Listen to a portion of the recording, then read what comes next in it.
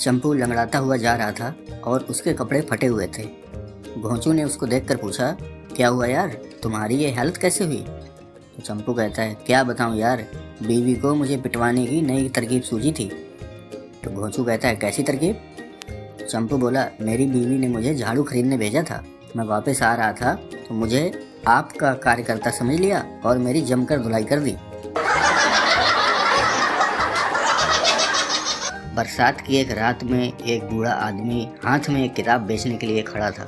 घोंचू वहां आया और उसने वो किताब 3000 रुपये में खरीद ली। बूढ़े आदमी ने किताब देकर कहा, जब तक कोई मुसीबत ना आ जाए किताब का आखिरी पेज मत देखना। घोंचू ने घर जाकर पूरी किताब पढ़ ली, लेकिन डर के कारण आखिरी पेज नहीं खोला। एक दिन उससे रहा नहीं गया और आखिरी पेज खोलकर देख ही लिया और सदमे में मर गया। आखिरी पेज पर लिखा था, MRP ₹15 ओनली।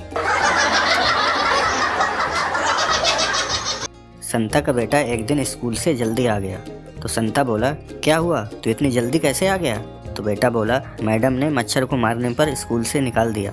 तो संता बोला, मच्छर मारने पर इतनी बड़ी सजा? चल मैं आता हूँ तेरे स्कूल में, पूछता हूँ उनको कि सिर्फ मच्छर मारने पर स्कूल से निकाल दिया जाता है क्या? हाँ पर पापा, मच्छर मैडम के गाल पे बैठा था।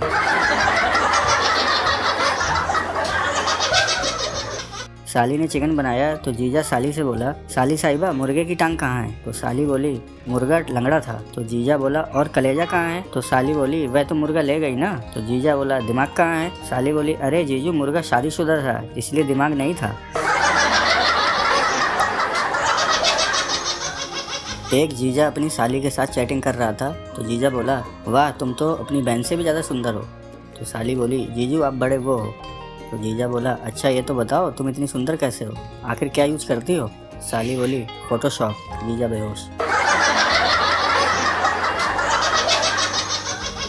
घोंचू बालक जिद पर अड़ गया और बोला कि छिपकली खाऊंगा।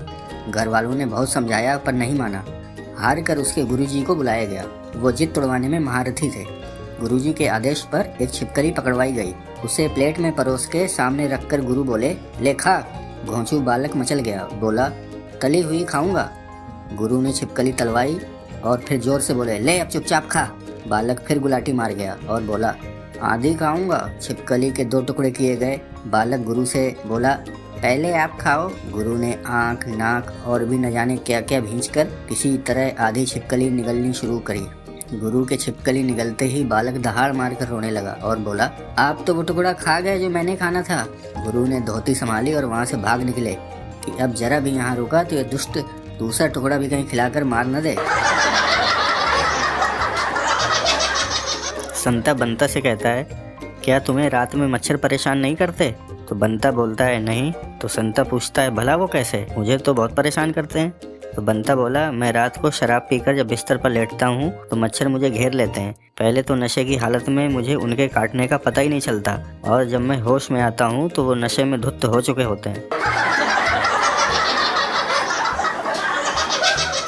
घोंचू अपने पड़ोसी से बोलता है, अंकल मैं एक लड़की से प्यार करता हूँ, कुछ समझ में नहीं आ रहा क्या करूँ? तो अंकल कहते हैं, तो उसके बाप को कॉफी पिलाने ले जा और शादी की बात कर। तो घोंचू कहता है, चलिए अंकल कॉफी पीते हैं। घोंचू पोंचू से बोलता है, भैया सभ्यता और शिष्टाचार का तो अब जमाना ही नहीं रहा। तो पोंचू कहता है, क्यों क्या हुआ? तो घोंचू बोलता है, कल मन्नू आया था, मैंने कहा चाय मंगाऊं तो झट हामी भर दी। तुम ही कहो, मेरा फर्ज तो पूछना था, तो उसका भी मना करना फर्ज था कि नहीं? घोंचू अपनी प्रेमिका से कहता है, चलो ऐसी जगह चलें जहां तुम हो, मैं हूं और तन्हाई हो। तो प्रेमिका बोलती है, फिर तो कांग्रेस भवन ही ठीक रहेगा।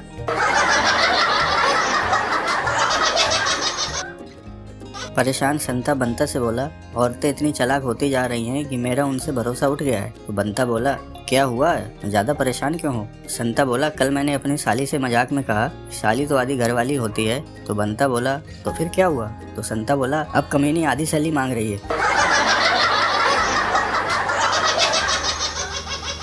घोंचू अपनी मम्मी से कहता है, मम्मी लव मैरिज करने से घर वाले नाराज होते हैं क्या? तो मम्मी कहती है, तू जरूर किसी चुड़ैल के चक्कर में होगा और ये सब तुझे उसी डैन ने कहा होगा।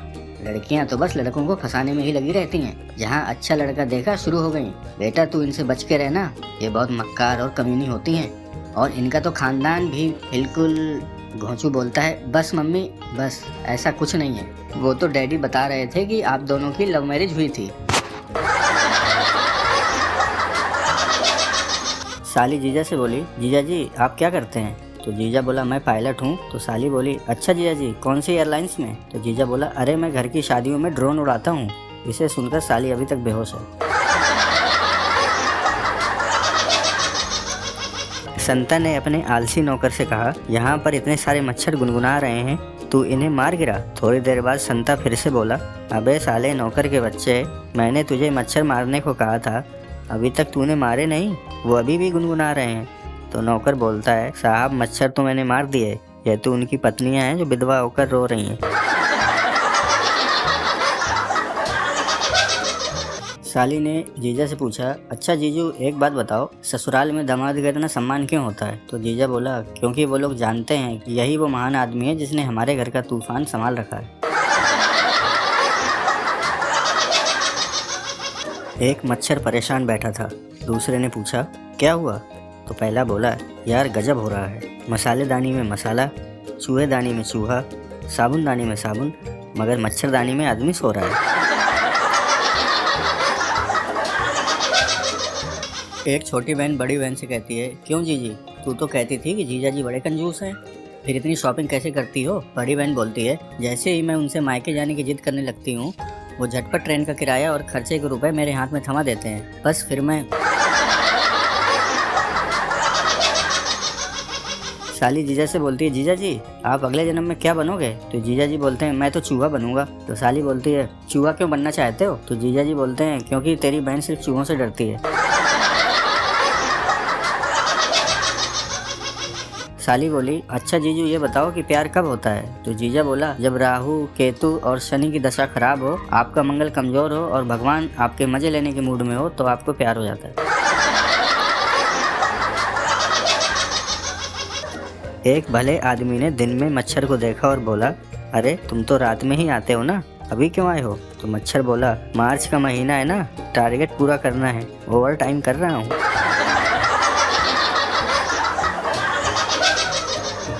एक आदमी को मच्छर ने दिन में काटा। आदमी बोला, यार अब दिन में भी काट रहे हो? तो मच्छर बोला, क्या करूं भाई, घर में माँ बाप बीमार हैं, बहन जवान है और लड़के वालों ने दहेज में 1 लीटर खून मांगा है।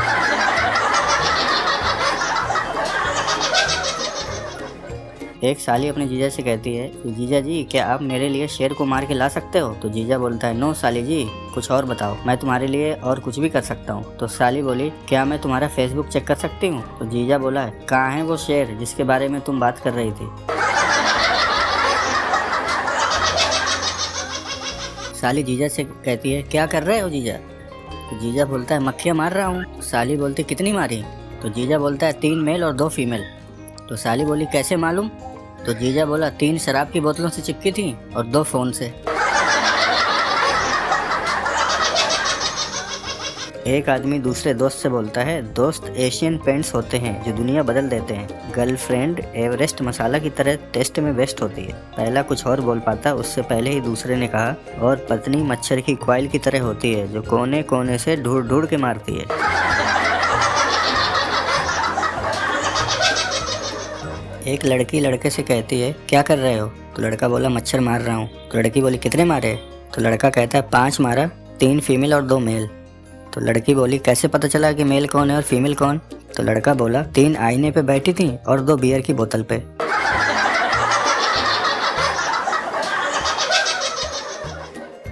साली बाथरूम से नहाकर निकली तो उसका जीजा उसे देख रहा था। तो साली बोलती है, क्या इरादा है जीजा जी, ऐसे क्यों देख रहे हैं? तो जीजा ने उठकर साली को थप्पड़ मार दिया, मेरे गर्म किए गए पानी से क्यों नहाई?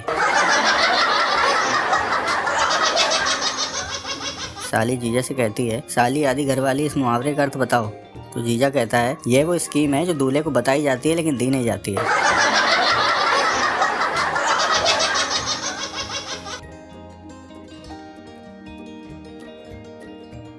एक टीचर ने स्टूडेंट से पूछा, अच्छा ये बताओ अगरबत्ती कितने प्रकार की होती हैं? तो स्टूडेंट बोला, सर अगरबत्ती 2 प्रकार की होती हैं, एक भगवान को बुलाने के लिए और दूसरा मच्छर को भगाने के लिए। भगवान आते नहीं हैं और मच्छर जाते नहीं हैं। एक मक्खी की शादी एक मच्छर से हो गई। अगले दिन मक्खी बहुत रोई तो मक्खी की बहन ने पूछा क्या हुआ। तो मक्खी बोली मैंने रात में गलती से ऑल आउट लगा दिया था और तुम्हारे जीजा चल बसे।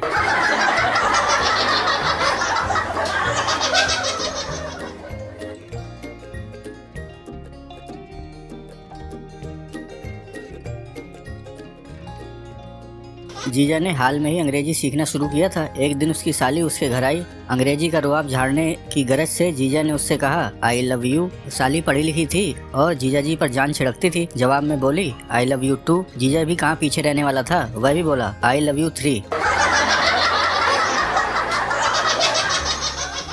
एक युवक गांव में स्थित अपने ससुराल गया। उसने अपनी साली साहिबा को गिफ्ट में परफ्यूम की बोतल दी। साली ने परफ्यूम के बारे में कोई जानकारी नहीं थी। उसने परफ्यूम हथेली पर डाला और चाट लिया। तो युवक ने इसकी शिकायत ससुर से की तो ससुर जी बोले बड़ी बेवकूफ है, परफ्यूम को चाटने से अच्छा तो रोटी में चुपड़ के खा लेती।